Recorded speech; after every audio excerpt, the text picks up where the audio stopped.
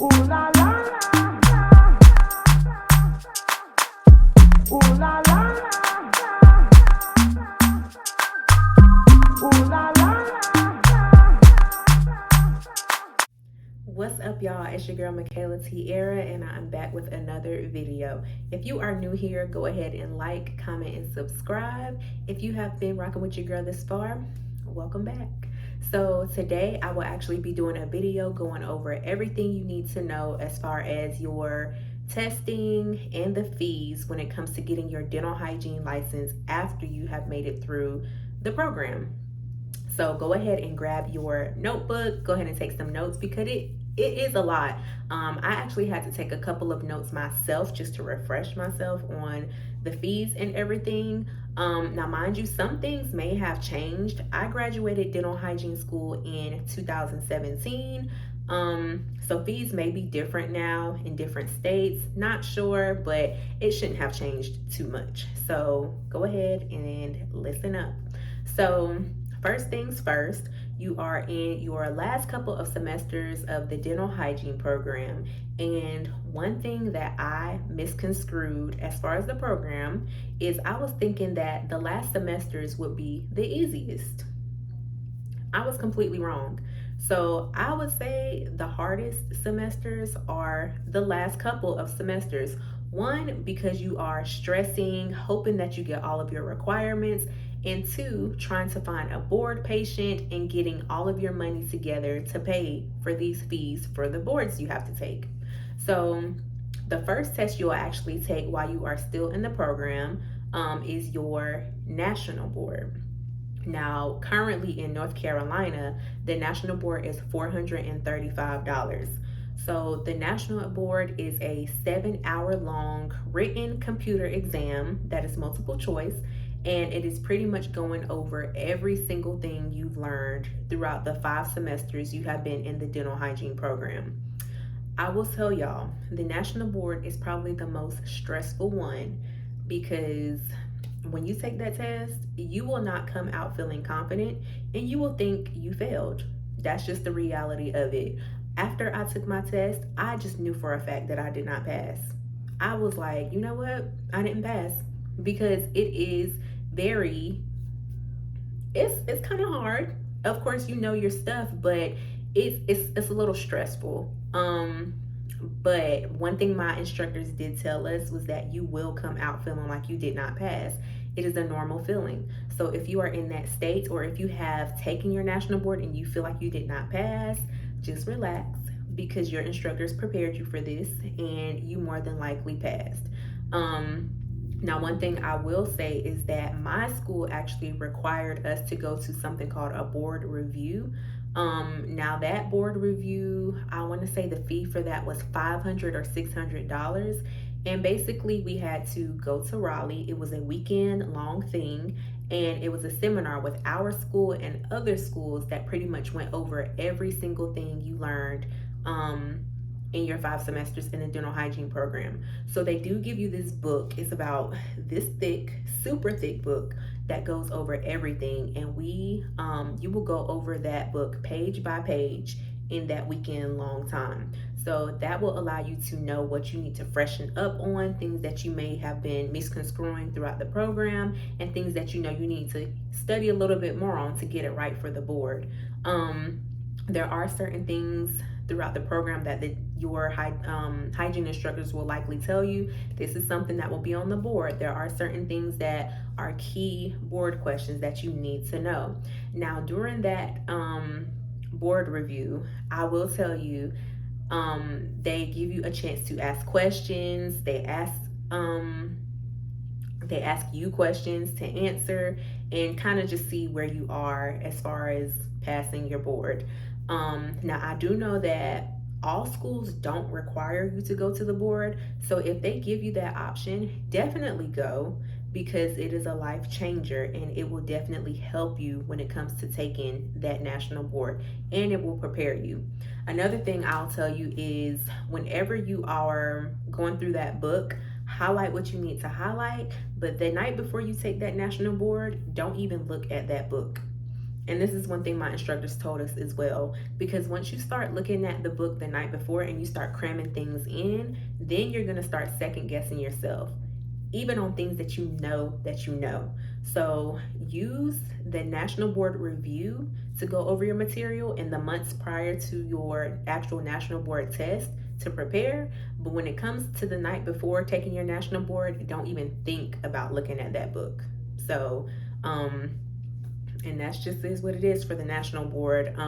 Now, I'm not sure what other state fees are for the National Board. It probably is the same or around the same. So if you live somewhere outside of North Carolina, definitely look up what the fees are for your National Board.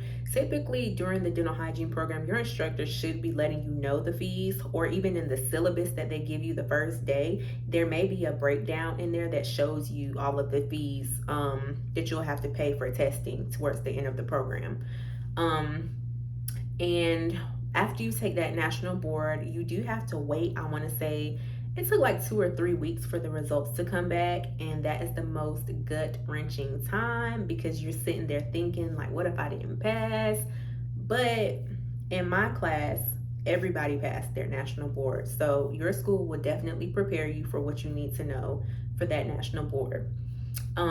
So after you take your National Board, you will also take what's called a Jurisprudence test. Now for that, that is basically a test that goes over all of the laws in your state and what dental hygienists can perform, because each state is different as far as the duties and tasks that a hygienist can perform. So for example, for the longest, dental hygienists could not perform local anesthesia in North Carolina. But recently, as of last year, they passed the law that now dental hygienists can perform local anesthesia. Another thing is that in North Carolina, only 2 dental hygienists can work per 1 dentist. So for example, if you apply to an office that has 3 dentists, they can hire 6 hygienists. But if there's only 1 dentist working on a certain day, only 2 dental hygienists can be working per 1 dentist working, if that makes sense. So that laws test, we pretty much took that locally at a facility. It was, I want to say the fee for that was maybe $100, and it was a multiple choice test as well, between 75 to 100 questions, just going over the laws in your state.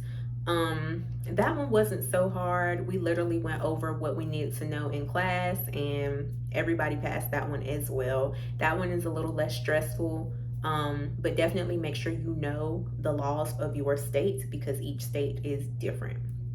Now, the big boy of the test is your state board. So currently in North Carolina right now, the state board is $975 plus administration and facility fees of a little over $1,500. So yes, it is expensive.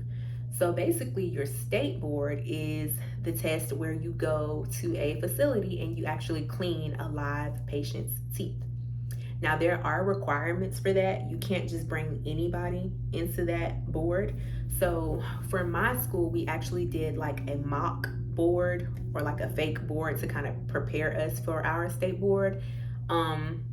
So basically what you'll do, you'll have a patient, and that patient has to have a certain number of deposits or buildup on their teeth. They typically want you to get what's called a class 3 patient, which is someone who has a substantial amount of buildup underneath their gum tissue. Now, when it comes to choosing your board patients, one thing I will say is you want to get somebody who is fairly young and healthy, who maybe has not been to the dentist in about 5 to 7 years. One, because that buildup is going to come off a lot easier than someone who hasn't been to the dentist in, let's say, 15 to 20 years. And you also do not want to choose someone who has full-blown periodontal disease. Once you go through the program and you learn about bone loss and all that stuff, you will definitely know who not to choose to be your board patient. So basically you have this form and you choose which teeth you want to clean. I want to say you clean about 5 to 6 teeth, I think. So basically, on that paper, you are putting the areas where there's buildup on the tooth, and you take x-rays on that patient. This is all paperwork that you have to get ready before you actually go to take your board. So the morning of the board, you take your patient, and they bring your patient back to a separate room, and they are checking the areas that you put down that the buildup was in to make sure the buildup is actually there. So once they fill in those areas to make sure that the buildup is there, then they will bring your patient back to you, and then you can go ahead and start with your cleaning. I can't remember how much time we had. I want to say it was maybe 3 or 4 hours, maybe 5 for the whole process. But when you get that patient in your chair, you want to clean for dear life, okay? You want to make sure that buildup is gone, because after you do your cleaning, they're going to take your patient back and check those areas to make sure that that buildup is gone. So if you have went through the dental hygiene program, or you're towards the end, you know that you cannot see the buildup under the gums unless, of course, you see your x-rays. But when you're cleaning, you're in there blind. You're using your instruments as your eyes, because a healthy tooth with no buildup feels like a smooth surface. A tooth with buildup feels like a rocky road. So you want to go in there and you want to clean until that tooth is as smooth as it can be. You want to literally clean up until the last bit of minutes that they tell you that you have. You don't want to go in there and say you're done and you have all this time. You can never have too much, confidence in going in there and making sure you get all that buildup off. Make sure you scale for dear life. I want to say they give you like a 10-minute warning before you have to stop cleaning. Work up until they tell you to stop. Don't stop. You want to make sure you get all of that buildup off, because this is your license. I want to say in North Carolina, if you don't pass your state board, you have one other time where you can take it. And then after that, I don't think you can take it for like another 5 years or something like that. So make sure you go in there and you clean like never before, because they are checking to make sure you have all of that buildup going off of the teeth. And then from there, you actually don't get your results right then as well. You do have to wait. So you have to continuously check the website to make sure that, to see if you passed or not. I want to say it took maybe 2 weeks for me to get my results. And once I got my results, it was like a breath of fresh air. I was so happy because I had everything done. And now I was on my journey to becoming an actual licensed dental hygienist. So once you get the results that you actually passed your state board, you do have to pay a $76 license fee to get your actual paper license. It's a lot of fees, y'all. And then every year as a dental hygienist, you do have to pay a renewal fee. In North Carolina, the current renewal fee is $106, and that's something you have to pay every year to keep your dental hygiene license active. On top of doing 6 credits of continuing education courses each year as well. Now, basically, continuing education courses are things that you, like little seminars that you go to keep, to have like a refresher or get knowledge on new things in the dental world, different things like that, just to keep you educated. Now, going back to the renewal fee, if you do not pay that renewal fee by a certain time, you will be charged a late fee. I know in North Carolina, the late fee is like an additional $50. And then if you don't have your license renewed by March of the previous year, of the next year, then you lose your license. And ain't nobody got time to be losing their license, because you worked hard for that license, you grind and you struggle for that license. So definitely make sure you keep that license active. Now, as far as the continuing education courses, that is something that you pretty much do on your own time. Some dental offices will provide the continuing education courses for their employees. And I do know that a lot of times continuing education courses are not free. There is a fee, but they do have websites that offer free CE courses as well. Typically, I try to go for the free ones because they can get a little bit expensive. Now, when it comes to renewing your license, you don't have to prove that you did your CE courses, but they do have it where they will randomly select people to prove that they did their CE courses. So definitely make sure you do them and keep up with them, because you may be randomly chosen to provide proof of that whenever you go to renew your license. Now, I've never had to do it, and I graduated hygiene school in 2017.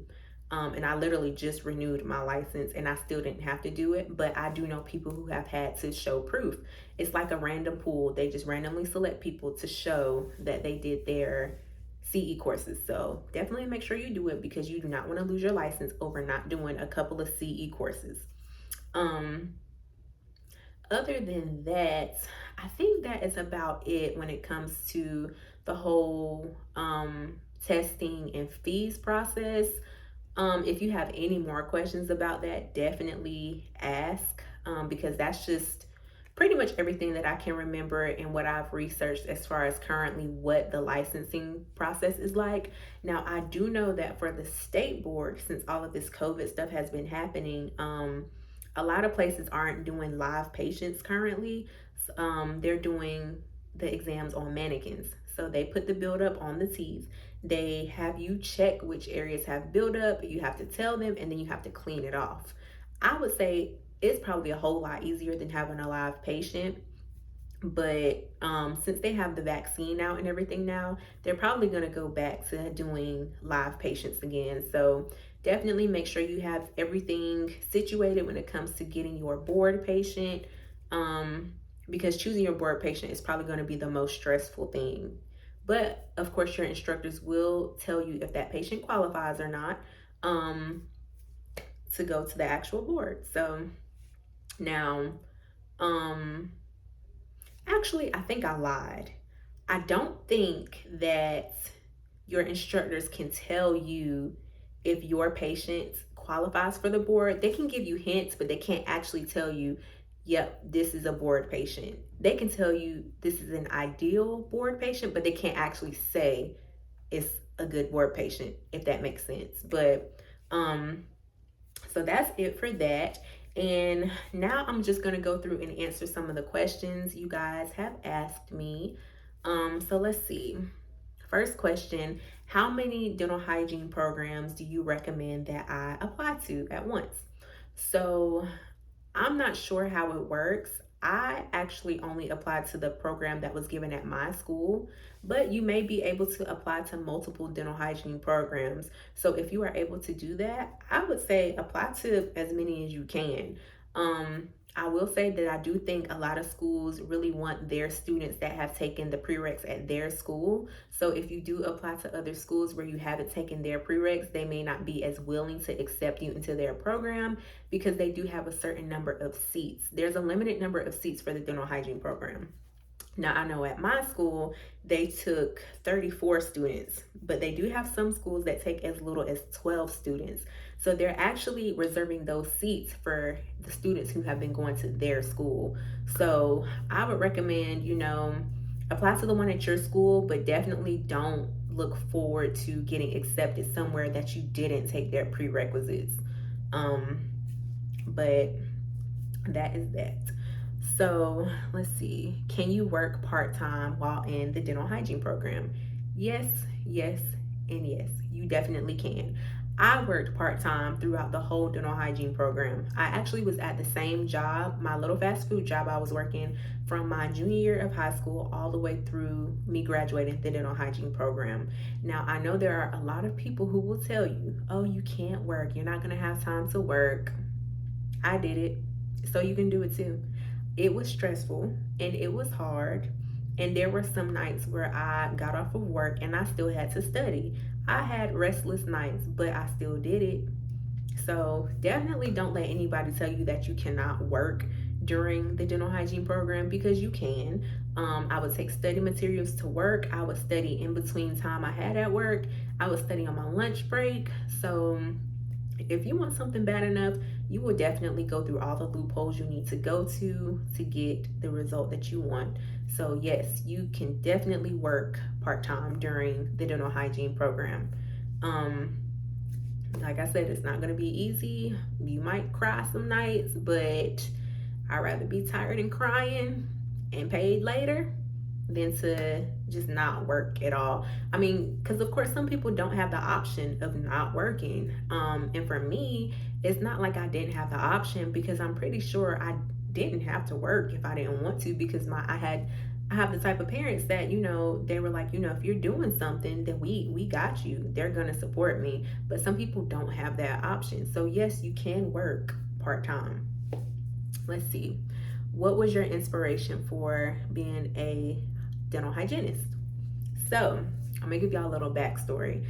So the high school that I went to, they actually had a program where we were able to get our CNA license because my initial career path that I wanted to take was to be a nurse. So I went through this program. We actually did clinicals at the Veterans Hospital and all of that. We took our board to get our CNA license. So I actually graduated high school with my CNA license. And I had got accepted into a college that I wanted to go to for nursing. I had it all planned out. But towards like the last semester of my senior year, one of my friends actually did a presentation on dental hygiene in our English class. And as she was doing it, I was like, I think that's something that I would probably want to do because I really hadn't ever heard of a dental hygienist before. Of course, I had always heard of dental assistant, but I didn't know like dental hygiene was an actual thing. So as she was going on and talking about it, I started to do my own research because actually doing my clinicals at in high school for my CNA license, I loved it, but it was very hard getting close to the patients that we saw, and then you come in and then the bed is empty because the patient passed away. So you have to have some really tough skin to be a nurse. And then on top of that, we were working in a hospital, and I don't know if anybody else has had this feeling before, but hospitals have a certain smell to me, and that smell makes me feel sick almost. I can't really explain it, but that smell is just I can't deal with it. So I did know that I wanted to work in some type of healthcare field, and I knew I wanted to help people. So when I started looking into dental hygiene, I was like, okay, this might be something that I would want to do. One, they get paid really, really good. And two, you're not consumed in work 24/7. So with my job, I work 3 12-hour shifts. Most dental offices are closed on weekends and open Monday through Friday. Now they do have some dental offices that may be open like one Saturday a month or something like that, but most of the time you're not completely consumed in work, and you're not working like in a hospital setting where you can just get called in at any moment. Now I do know there are various branches of the nursing field. You can work in facilities, you can, do a lot of things, but a lot of new nurses, they require them to work in like an emergency room or some type of hospital setting. But if I knew the things about nursing back then that I know now, I definitely still would have chose dental hygiene. I believe this was definitely the career path for me. There's a saying that if you love what you do, you will never work a day in your life. And I definitely love what I do. Like, I love my patients. I love cleaning teeth. I love the reactions of me cleaning their teeth. I mean, I love educating my patients on things that they didn't know before. So this is definitely something that I think I was destined to do. So that was my inspiration for dental hygiene, and I'm gonna definitely keep it going. I'm definitely gonna keep educating people and encouraging people to go into dental hygiene, because when I was going in, I didn't have that much encouragement. People weren't encouraging me and telling me to go in. Like, the instructor was telling me I should choose something else or asking me, am I sure? I had plenty of people trying to talk down on my plans to be a dental hygienist, and look at me now. I'm almost 5 years into this career, and I'm gonna keep pushing and I'm gonna keep going. So that's just what it is. But I hope I answered all of y'all's questions when it comes to the fees and the testing for the dental hygiene license. If you have any more questions, please comment below. And if y'all have any more questions at all about anything, videos y'all want to see, comment those as well. Thanks for the support, and I will see y'all next time. Peace out.